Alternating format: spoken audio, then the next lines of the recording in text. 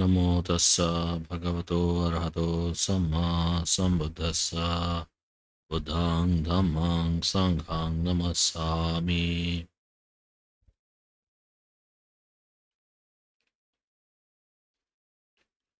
Once again, good morning and welcome to one and all.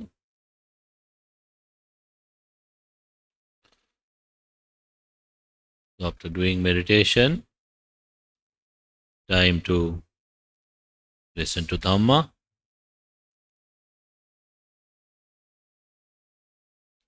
So today we'll be talking about the 5 contemplations.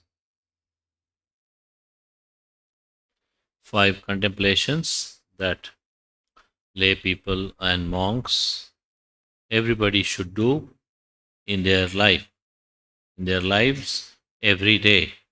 Avinnang paccavekkitabang, continuously, regularly, the 5 things that we should contemplate every day, both for the lay people and the monks and all for everybody.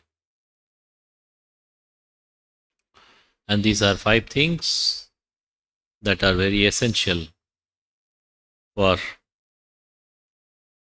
us to remember, to recollect as a part of Dhamma practice.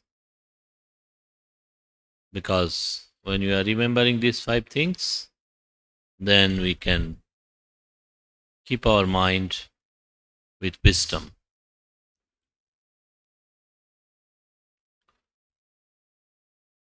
So the first thing is,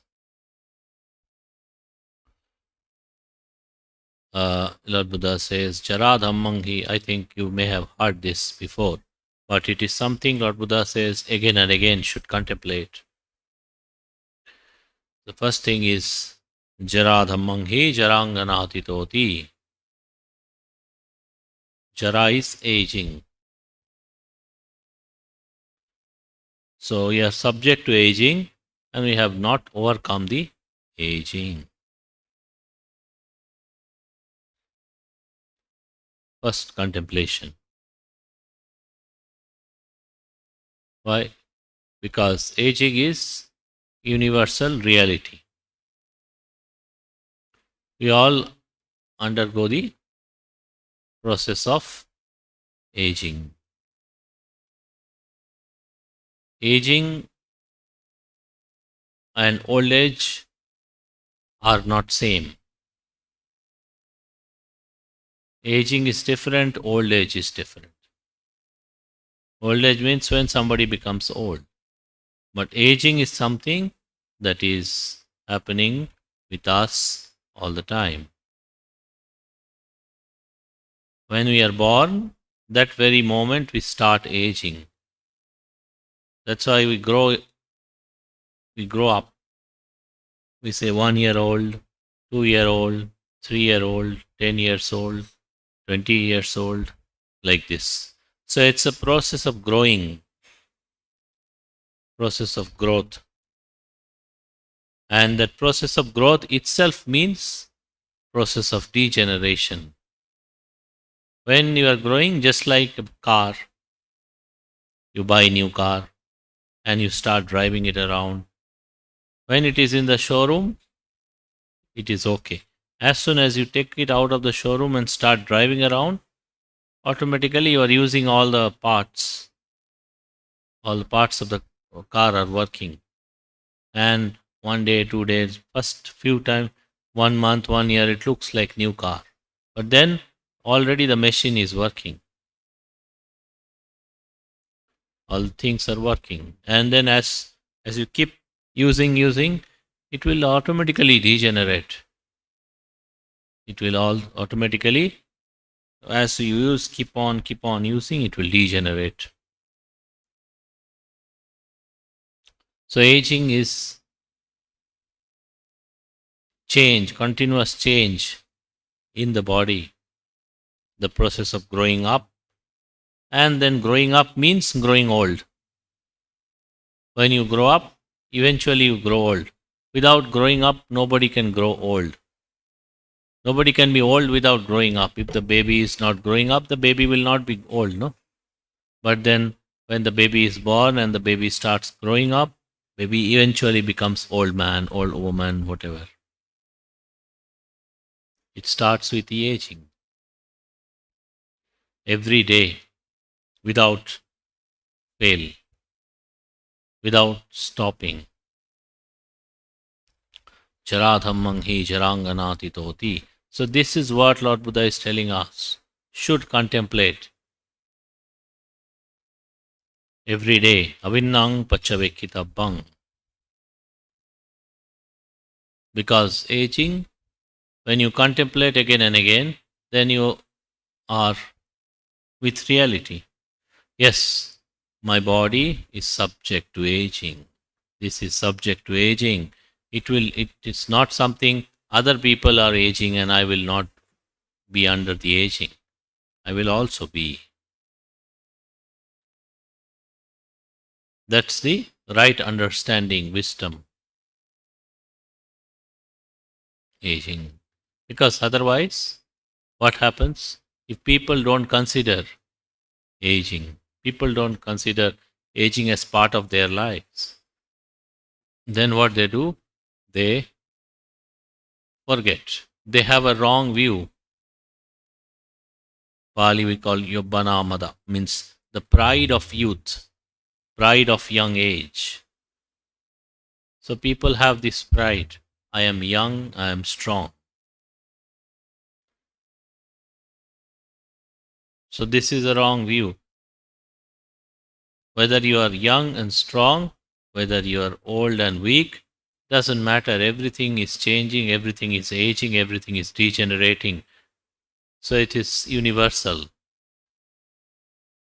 If young people were to remain young people, then they will never become old. But then young people also become old people. All the young people, all the old people, they were all young people at some point of time. But since they were all subject to aging, they eventually became old people. And it didn't happen in a single day. It's not like one day they were young and then after many years, one day they suddenly got up and became old. It is not like that, no? Every day, little by little, the changes are happening. So this is the constant process of aging, jara, decay, jiranti. It's a process of aging, process of decay. And this is something we are subject to. So, Lord Buddha is saying, remember this. Don't forget, contemplate again and again, so that your mind is not away from wisdom. Your mind doesn't have wrong views. Then, vyadhi dhammang hi vyadhing anatitoti. Sickness. So, as we were saying, the body is changing. If the body is changing all the time, then someday it eventually may become sick also. It is not something that it will not become sick. Sickness, when we have good health, the body is changing, then someday it may bring bad health also.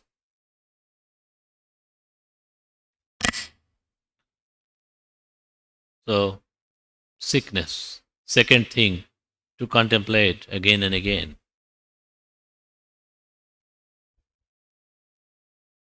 It's not like you are saying, oh, I'll be sick, I will be sick. It is so bad, it's not like this. It is acknowledging the truth. Acknowledging the truth that yes, this body is here and this body is changing. Today or tomorrow, it may some changes may happen, which will not be very good changes. Some sickness will come, big or small. We are eating, for example, we are eating every day. Whatever food you are eating, breakfast, lunch, and there for lay people dinner also, for monks maybe breakfast and lunch and kirana pacha, whatever. So whatever we are eating, the fact is we are eating, but is there any guarantee all the time all the food that we are eating can be digested by us properly? Because many times people have digestion problem, indigestion. Why? Same type of food they eat, but sometimes they can digest, sometimes they cannot digest. Sometimes in the cold season, when the winter comes, people have cough and cold and flu and all kinds of things. Sometimes they don't, because the body is subject to all these changes because of food, because of environment, because of the actions that we have done, the results of those actions, good or bad, and also because of the state of mind. In these four ways: ahara, that is food, nutriment, and then utu, the weather, environment, surroundings where we live, air, water, everything. And then chitta, the state of mind. Sometimes people, they are unable to, they have a lot of akusala, or they generate a lot of hatred or greed or such things again and again and again repeatedly, and then they end it tends to become bring sickness, what you call the psychosomatic diseases. It tends to bring sickness, and also the actions that we have done, the results of which are coming to us now. So, in these four ways, people can fall sick. Now, this is not in our hand. What time, what weather will be there, it is not in our hand. We cannot determine the weather. Now, it is cloudy. Now, if you say it should be sunny, we can't do it. When it is sunny, you say immediately it should be cloudy, you can't do it. When it is raining, you say rain should stop, you can't do it. When it's not raining, you say rain should come. For such a long time, there was no rain here. In the full of entire April, entire month of April, there was no rain. But we can't do anything. So, in these four ways, sickness can come. And so, sickness is inevitable. And sickness means it's not like when somebody is very sick and hospitalized, it's not.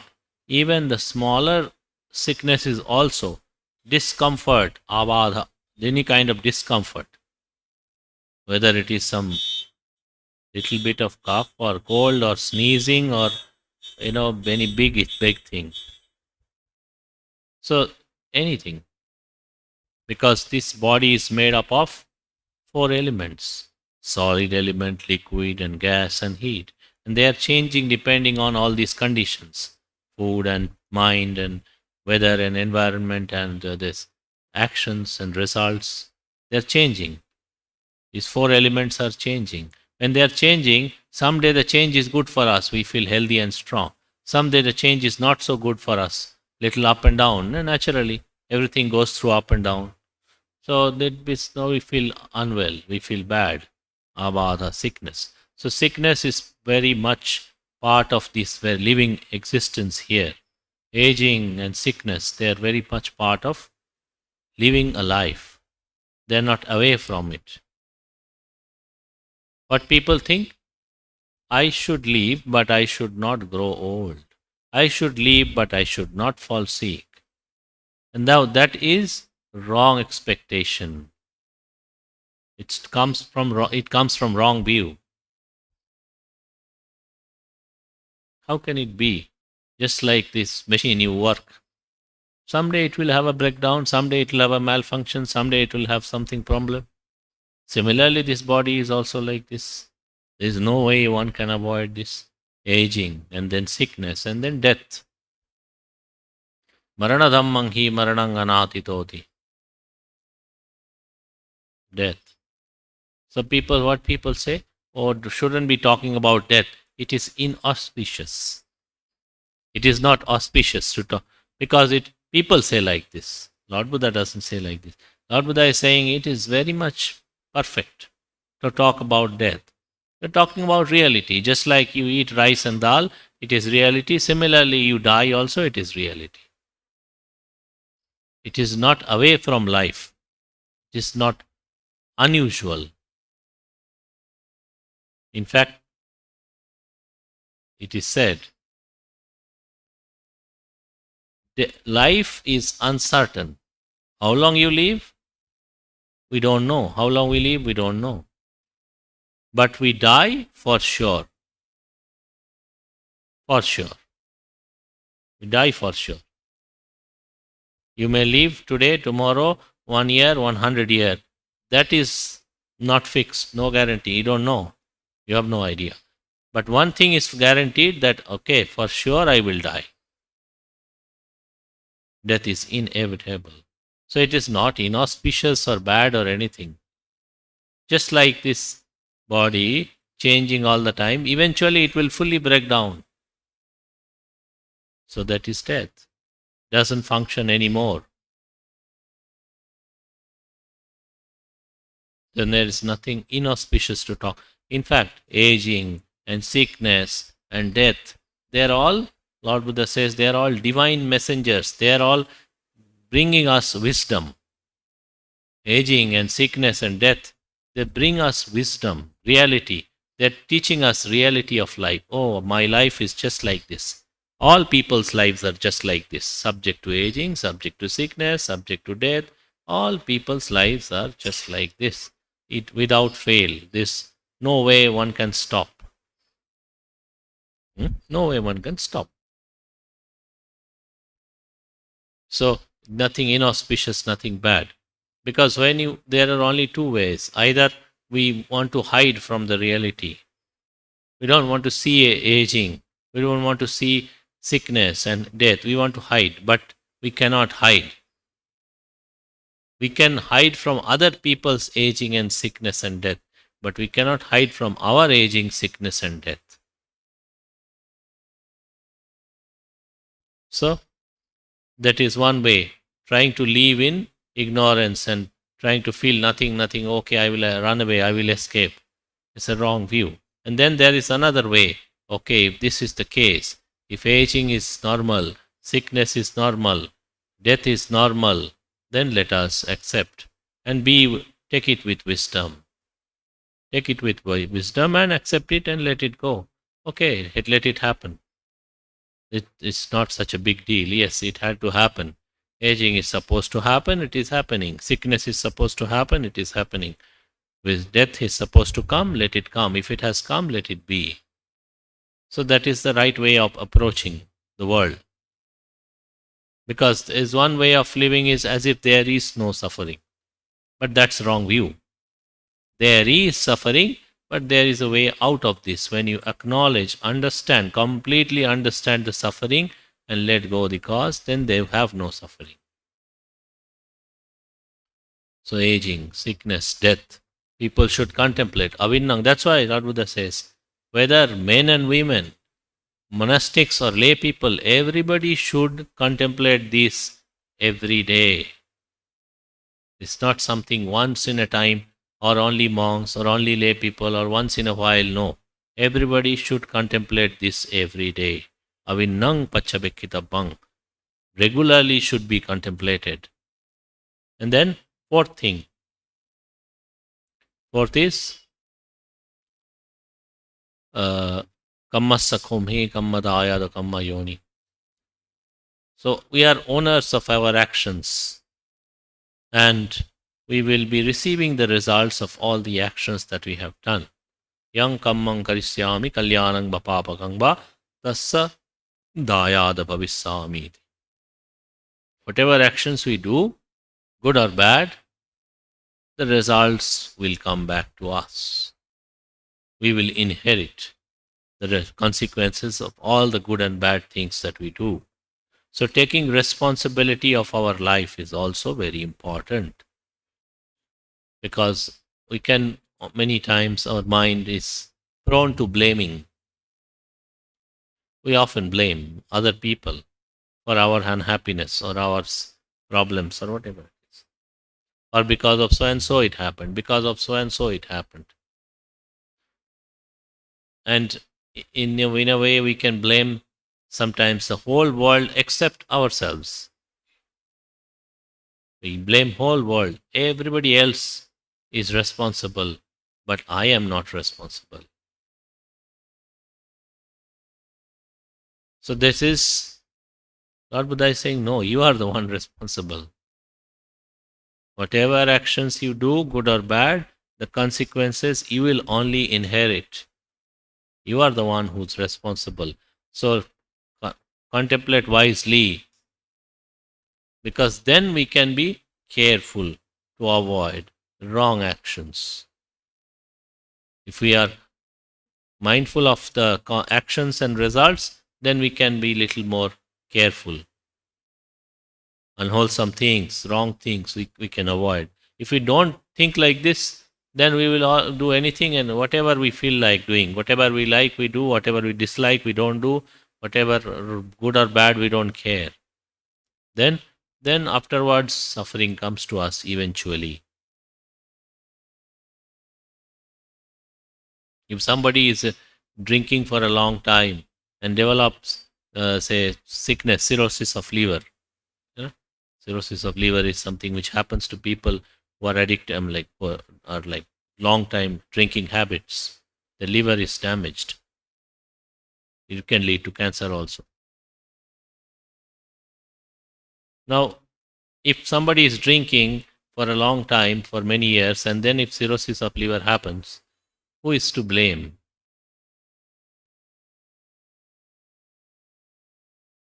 Who is to blame? You will blame the alcohol manufacturer.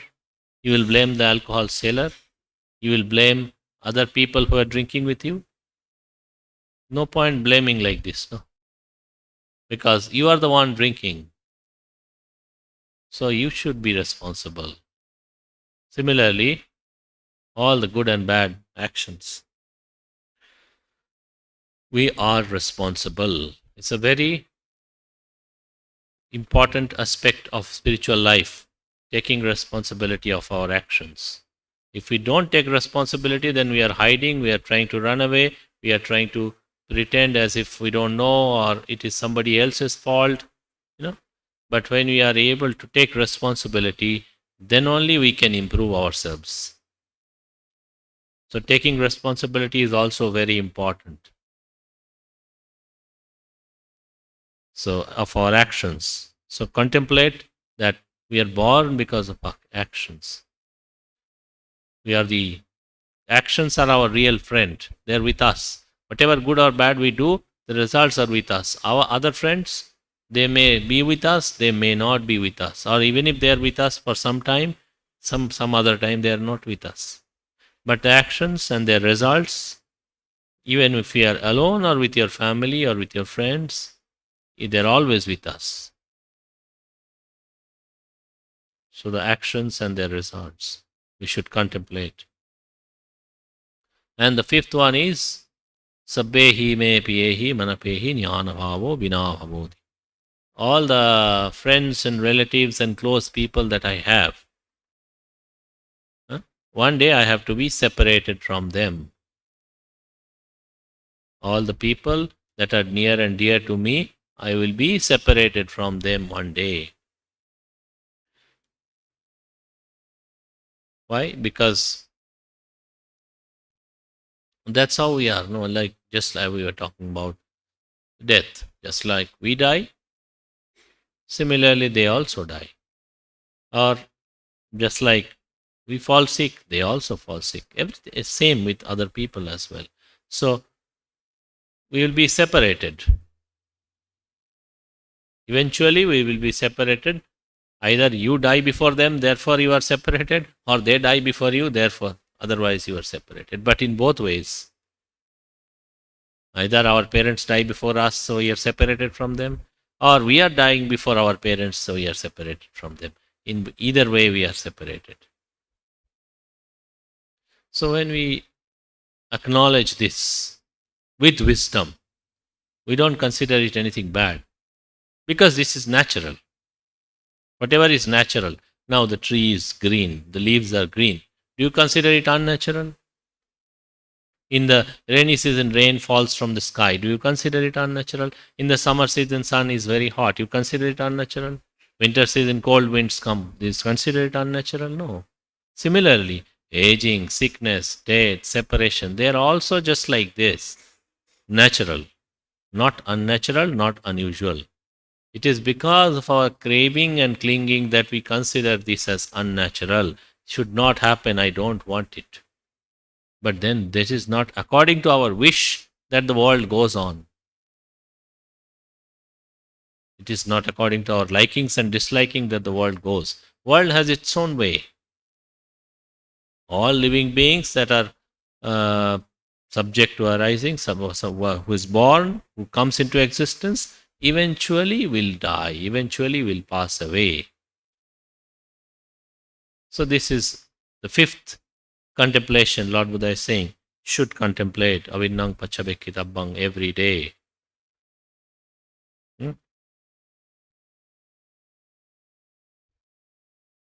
Separation from all the people that are near and dear to us. So these five things, we are subject to aging, we are subject to sickness, we are subject to death, we are under the influence of the actions that we have done, actions performed by us. We will have to get the results, good or bad. Whatever we do, good comes. Bad we do, bad comes. And we have to be separated eventually from everybody, one way or the other.